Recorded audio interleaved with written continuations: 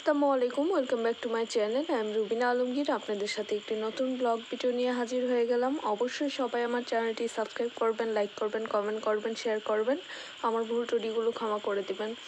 So যদিও বা ভিডিওটা প্রথম অংশ, পুরনো অংশ আমি শেয়ার করছি আপনাদের সাথে। এটা ছিল এবছর অমর একুশে বইমেলার।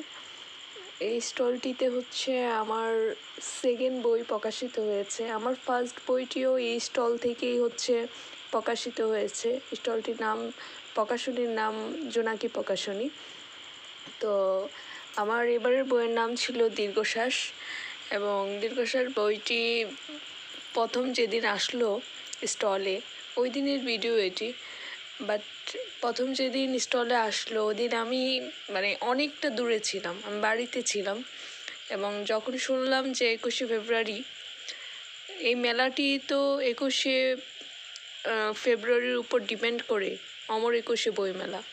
সো ওই দিনই মেলাতে বইটি আসছিল, আর মাসটা ছিল 28শে মাস, মানে হচ্ছে আমার বইটি মেলাতে ছিল মাত্র 8 দিন।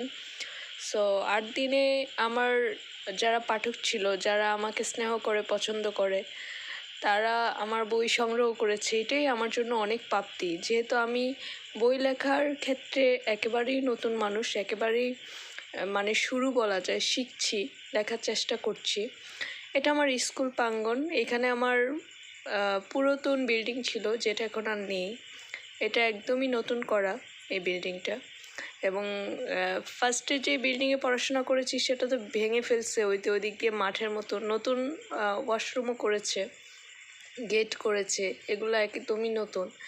এবং এটা হচ্ছে মধ্যবর্তী বলা যায়, মধ্য সময়ের বাথরুম করেছিল, এটাও নষ্ট হয়ে গেছে। তো এখন 3 নাম্বার সিজন চলতেছে, 3 নাম্বার বিল্ডিং।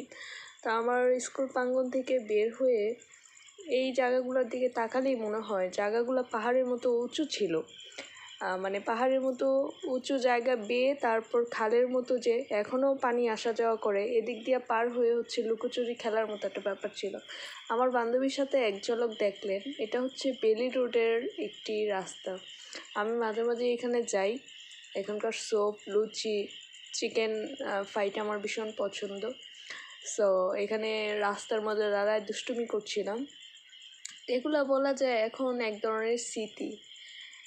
সাউন্ড বক্স এখনও ঘরে আছে, এবং কি এটা রেডিও লাল কালারের, দুই পাশে দুইটা, এগুলোও রেডিও, এগুলো মেমোরিতে চলে। আর লাল কালারের যেটা, ওইটাও মেমোরিতে চলে না, ওইটা ব্যাটারি দিয়ে।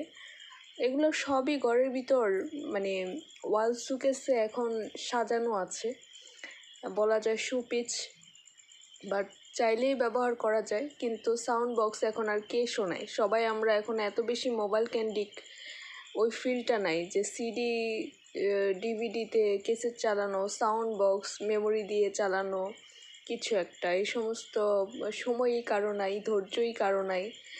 আসলে ঠিকঠাক মতো তো টিভিটাই দেখা হয় না। সো তারপরে এগুলো স্মৃতি ধরে রেখেছি এবং ঘরে সাজানো আছে।